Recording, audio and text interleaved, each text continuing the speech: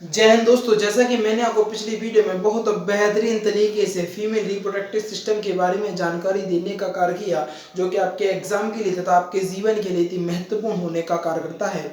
उसी के बाद मैं उसी चीज़ों को आपको बहुत बेहतरीन तरीके से डिटेल में पढ़ाने का कार्य करूँगा। अब मैं आपको बताऊँगा किस प्रकार की क्या चीज़ें होती हैं फीमेल रिप्रोडक्टिव सिस्टम में, और हम बहुत बढ़िया तरीके से कहीं ना कहीं बहुत अच्छे लेवल पे हम बात करने जा रहे हैं। आप समझिएगा। अब बात करेंगे हम हेडिंग अंडवाहिनी। अंडवाहिनी होता क्या है? कल मैंने आपको बताया था कि जो लड़कियां होती हैं उनके में अंडवाहिनी होती है, और उनके जो बेबी यानी प्रेगनेंसी कंसीव करने की जो एज होती है वो 12 से लेके 15 ईयर यानी 12 वर्ष से लेके 50 वर्ष तक होती है, और इसी में उनका पीरियड साइकिल भी चलता है। 50 वर्ष की अवस्था के बाद पीरियड साइकिल भी बंद हो जाता है। आपको बता दें अंडवाहिनी होता क्या है? यह नली के समान रचना होती है। कैसी होती है कि ना सर जी, यह नली के समान संरचना होती है। क्या देखिए, यह कैसी संरचना होती है समझिएगा। थोड़ा सा मैं आपको थोड़ा समझाने का काम कर रहा हूँ विस्तार से चीजें, जिससे कि आपके जीवन में कष्ट उत्पन्न ना हो। अब सोचिए, ये इस तरीके से आप देख सकते हैं। ये थोड़ा सा क्लियर कर दें हम, जिससे कि पता आपको चीजें दिक्कत नहीं होनी चाहिए। और ये देखिए, ये आ गया, ठीक है। और ये क्या है? अंडे हैं, ये दोनों तरफ अंडे हैं, ठीक है। यह नली के समान रचना होती है। इसमें ओवरी तथा यूट्रस, ओवरी को यूट्रस से जोड़ा होता है। ओवरी को यूट्रस से जोड़ती है। क्या करती है? यह ओवरी को यूट्रस से जोड़ने का कार्य करती है। ओवरी को यूट्रस से जोड़ने का कार्य कौन करती है? कि ना सर जी, अंडवाहिनी करती है। ओवरी को यूट्रस से जोड़ने का कार्य अंडवाहिनी करती है। निषेचन की क्रिया अंडवाहिनी में होती है।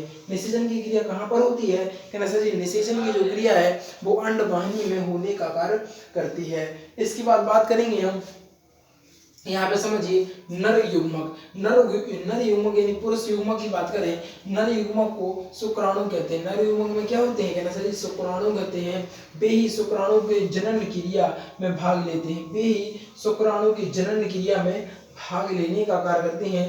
जिनकी पूंछ होती है, महत्वपूर्ण बात समझिएगा, जिनकी पूंछ होती है, और शुक्राणु प्रत्येक शुक्राणु में 23 जोड़ी क्रोमोसोम पाए जाते हैं। 23 जोड़ी क्रोमोसोम पाए जाते हैं। महत्वपूर्ण चीज यहाँ पर हो गई। भैया जी आपको बता दें, स्पर्म जो होता है यानी शुक्राणु जो होता है वो इस प्रकार का होता है। समझिएगा, थोड़ा सा मैं आपको चीजें थोड़ी सी क्लियर कराना चाहता हूँ। अब समझिएगा, इस प्रकार का क्या होता है? कहना सर जी, ये स्पर्म होता है। क्या होता है? स्पर्म होता है। ये देखो थोड़ा सा, ये स्पर्म होता है। अब महत्वपूर्ण बात यह है भैया जी, यहाँ पर देखिएगा, ये अगर किसी शुक्राणु की या स्पर्म की पूंछ नहीं होती है तो वह ट्रेवल ही नहीं कर पाएगा। क्या? ट्रेवल ही नहीं कर पाएगा। और जो एग को फर्टिलाइज ही नहीं, एग तक पहुंच ही नहीं पाएगा। क्या? एग तक पहुंच ही नहीं पाएगा। ये इनका जो चलना होती है, यानी जो स्पीड से जो पकड़ते हैं, वो इनकी पूंछ ही होती है जो इनको स्पीड देती है तथा इन्हें भागने दौड़ने में मदद करती है। अगर किसी शुक्राणु या स्पर्म की पीछे वाली पूंछ नहीं होती है तो वह एग को फर्टिलाइज नहीं कर सकते हैं और प्रेगनेंसी कंसीव नहीं होती है। इसके बाद बात करें, प्रत्येक शुक्राणु में 23 जोड़ी क्रोमोसोम होते हैं। प्रत्येक शुक्राणु में, यानी इसमें कितने होते हैं? कि ना सर जी, 23 जोड़ी क्रोमोसोम होते हैं। क्या होते हैं? 23 जोड़ी क्रोमोसोम होते हैं। इसके बाद बात करेंगे मादा। ये तो नर हो गई यानी पुरुष की बात होगी। मादा यानी महिलाओं की अगर बात करें तो महिला युग्मक का अंडाणु यानी ओवरी, अंडाणु यानी ओवम, अंडाणु यानी ओवम, ओवम कहते हैं। अंडाणु का जो आकार होता है कैसा होता है? अंडाणु का आकार कैसा होता है? जल्दी से बताइए, जल्दी से। अंडाणु का जो आकार होता है बहुत बड़ा। समझिए, अंडाणु किस प्रकार का होता है? देखो इस प्रकार का अंडाणु होता है, ऐसे ऐसे इस प्रकार। ये अंडाणु है। क्या है? ये अंडाणु है। ऐसा अंडाणु होता है और ये निकलता है, और निकलने के बाद यहाँ पर रह जाता है, यहाँ पर रहता है। अब यहाँ पर रहता है, यहाँ पर रहता है, इस प्रकार यहाँ पर ये ऊपर ही रहता है। इसके बाद यहाँ से जो स्पर्म होती है, इसको जाने के बाद यहाँ पर फर्टिलाइज करना होता है। किसको? स्पर्म को एग को फर्टिलाइज करना पड़ता है। जब ये फर्टिलाइज होता है तो यहाँ पर आपके गर्भाशय में जाकर क्या होता है? गर्भाशय में जाकर एक दीवार से चिपक जाता है और 9 महीने तक, यानी भ्रूण है जो 9 महीने तक अपना पालन पोषण होता रहता है वहाँ पर, और 9 महीने के बाद प्रेगनेंसी, आपको देखा होगा कि आपका जो बेबी है वह दुनिया में जन्म लेता है। इसका बात करेंगे हम, तो जो अंडाणु का आकार बहुत बड़ा होता है, कैसा होता है, आकार बहुत बड़ा होता है। अंडाणु गोल आकार का होता है, कैसा होता है कि नसर जी, अंडाणु गोल आकार का होता है, जो कि मैंने भी बताया आपको, गोल आकार का होता है। इसमें भी 23 जोड़ी क्रोमोसोम होते हैं, 23 जोड़ी क्रोमोसोम पाए जाते हैं। अंडाणु के बाहर को कोरोना, देखो अंडाणु के बाहर को कोरोना तथा रेडियोयुक्तता कहते हैं।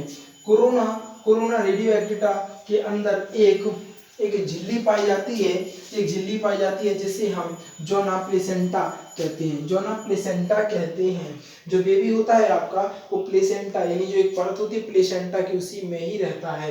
इसके बाद बता दें क्या होती है, जो अंडाणु के बाहर वाले भाग को कोरोना रेडियोटा कहते हैं, तथा कोरोना रेडियोटा के अंदर एक झिल्ली पाई जाती है, जिसे हम जोना प्लेसेंटा कहने का कार्य करते हैं। अगर हम नर जननांग की बात करें, तो नर जननांग का वह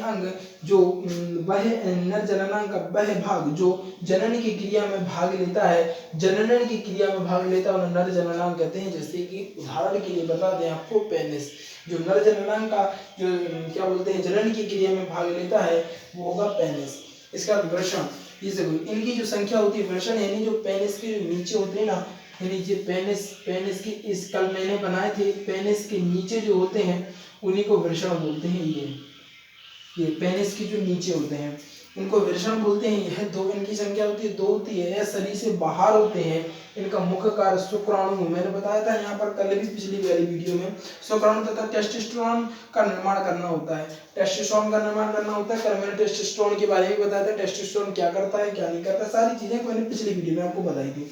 टेस्टोस्टेरोन उत्तेजना को पैदा करने का कार्य करता है तथा शुक्राणुओं का निर्माण करता है, तथा प्रोस्टेट ग्रंथि का भाग होता है। कौन सा? प्रोस्टेट ग्रंथि का एक भाग होता है। उत्तेजना को पैदा करना, यानी सेक्स की जो, आपको बता दें आपके दिमाग में सेक्स का जो है ना भावनाओं को लाना या जागृत करना या उत्तेजना करना सेक्स के प्रति, तो ये कौन करता है? टेस्टोस्टेरोन हार्मोन्स करता है। और ये कहाँ पर बनता है? कैंसर जी वर्षण, यानी यहाँ पर पेनिस के जो 2 भाग होते हैं ना, लटके होते हैं, उस वहां पर बनता है ये कौन सा? Testosterone hormones. और यही शुक्राणु का निर्माण भी करता है। क्या करता है? शुक्राणु का निर्माण भी करता है। इसके बाद बात करेंगे अधिवृषण। अधिवृषण क्या होता है? यह वृषण से जुड़ा हुआ होता है। क्या होता है? वृषण से जुड़ा हुआ होता है। इसका मुख्य कार्य क्या होता है? इसका मुख्य कार्य परिपक्व शुक्राणु को संचित करना होता है। परिपक्व शुक्राणु को संचित करना होता है। देखो भैया जी, आपको बता दें, शुक्राणुओं को बनने के लिए लगभग 48 घंटे का समय लगता है। 48 से मतलब 2 से 3 दिन का समय लगता है। लगभग 3 दिन का समय लगता है शुक्राणु को बनने के लिए। कितना समय? 3 दिन का समय लगता है। और ये 3 दिन के बाद आप समझिए बन गया तो स्टॉक में रहता है, यानी अब फिर रखा रहेगा, इकट्ठा होता जाएगा। इस प्रकार होता है, आपको पता होना चाहिए। ठीक है ना? तो आपने कहीं ना कहीं चीजें बहुत बेहतरीन तरीके से समझने का कार्य किया, जो कि आपके जीवन के लिए अति महत्वपूर्ण होने का कार्य कर रही थी। यहीं पर सोचिएगा आप कि जो अंडवाहिनी के बारे में एक बार रिवीजन कर लेते हैं, कौन क्या चीज कहना चाहता है, कौन क्या कह रहा है। अंडवाहिनी यह नली के समान संरचना होती है। इसमें ओवरी तथा यूट्रस से जुड़ा होता है। ओवरी को यूट्रस से जोड़ने का कार्य करते हैं। निषेचन की जो क्रिया होती है अंडवाहिनी में होती है। नर युग्मक को शुक्राणु कहते हैं। वे ही शुक्राणु जनन क्रिया में भाग लेते हैं जिनकी पूंछ होती है। प्रत्येक शुक्राणु में 23 जोड़ी क्रोमोसोम पाए जाते हैं।